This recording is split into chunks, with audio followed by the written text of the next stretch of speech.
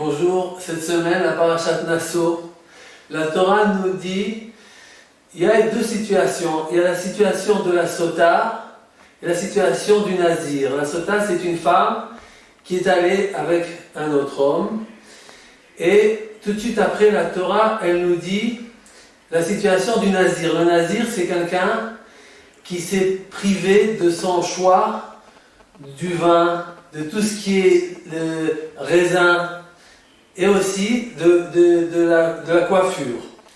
Donc la Torah, elle appelle Kadosh. C'est quelqu'un qui s'est désintéressé volontairement de tout le matériel, tout ce qui est vanité, pour se sanctifier au service d'Hachem.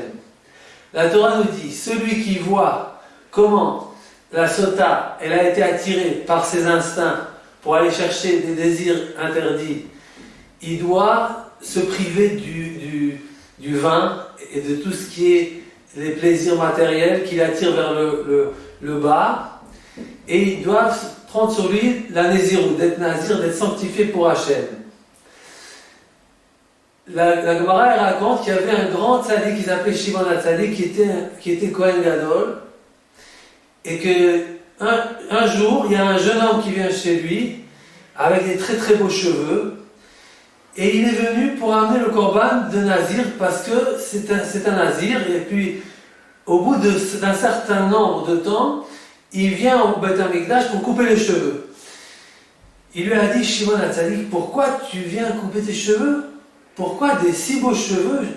J'ai jamais vu un garçon aussi beau que toi, et que tu viens pour couper tes cheveux parce que tu es Nazir. Pourquoi tu as fait ce geste-là?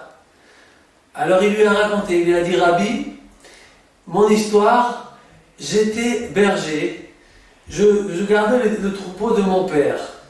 Et un jour, j'amène les moutons pour boire dans l'abreuvoir, et je me regarde à travers l'eau, c'est comme un miroir, et je vois ma figure, je vois mes cheveux, et je dis, regarde, j'ai jamais vu comment je suis beau. Et là, je me suis senti attiré par un Yetzer Hara, par un mauvais penchant qui me dit, tu es tellement beau, tu es tellement extraordinaire, qu'est-ce que tu fais comme berger, qu'est-ce que tu perds ta vie dans les moutons avec ton père, il ne sait pas utiliser, il ne sait pas exploiter ta beauté, va profiter du monde, va t'exposer, va te vendre, va.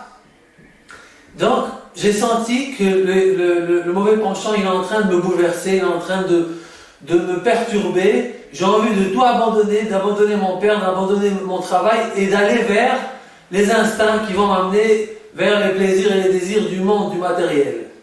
Donc j'ai freiné et j'ai juré que je accepte sur moi la mitzvah de Nazir. Donc, je ne mangerai pas du vin et ni les raisins.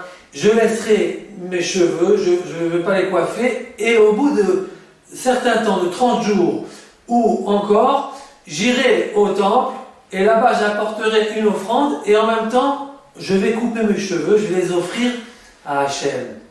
Quand Shimon HaTzadik il a entendu l'histoire de ce jeune homme, il n'a pas pu s'empêcher de l'embrasser sur la tête. Et il lui a dit, je te bénis, que tous les Nézirim qui vont exister dans le peuple d'Israël, c'est toi qui vas être la référence. C'est toi qui vas donner l'exemple. Comment il faut être Nazir? Comment on peut accepter cette mitzvah de se sanctifier? Quelles sont les motivations de se sanctifier? Est-ce que c'est parce que quelqu'un il est en colère sur tout le monde, et il est en colère sur sa famille, ses amis, il ne veut plus voir personne, et il décide de se sanctifier et d'aller s'isoler, et de se priver de tout le matériel? Ça, c'est pas la vraie référence d'un Nazir. La vraie référence d'un Nazir, de quelqu'un qui veut se priver, c'est quelqu'un qui sent que le matériel veut l'attirer.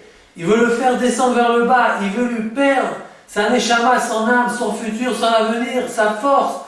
Et il veut l'anéantir. Et là, il freine, et il jure, et il accepte sur lui de se sanctifier pour Hachem, en se privant de tout le matériel. Et c'est ça qu'il a apprécié Shimon HaTzadik, le Kohen Gadol, de ce jeune homme. Qu'il a vu comment il a visé l'objectif de la Torah. il n'est pas allé à l'extrême, il n'est pas allé comme ceux qui prennent la Nézirut et la sanctification comme une privatie. C'est pas une privatie, c'est justement un choix de juste milieu, un choix de savoir prendre les choses comme il faut les prendre. Et c'est ça que la Torah, elle nous donne dans toutes ses directives, dans toutes ses lois interdites, qu'elle nous donne comme la Nézirut et comme tout ce qu'elle nous dit de ne pas faire, ce sont juste des mises en garde pour ne pas se dégrader, arriver au péché, arriver à la destruction. Voilà, c'est comme ça que la Torah, elle nous apprend comment se sanctifier. C'est quoi d'être nazir? C'est quoi d'être privé, de se priver? C'est pas le mot, c'est plus le sens de savoir vivre, comment bien vivre et comment profiter dans le désir, dans le plaisir, mais sans glisser dans la faute, dans le péché, dans la destruction. Shabbat Shalom.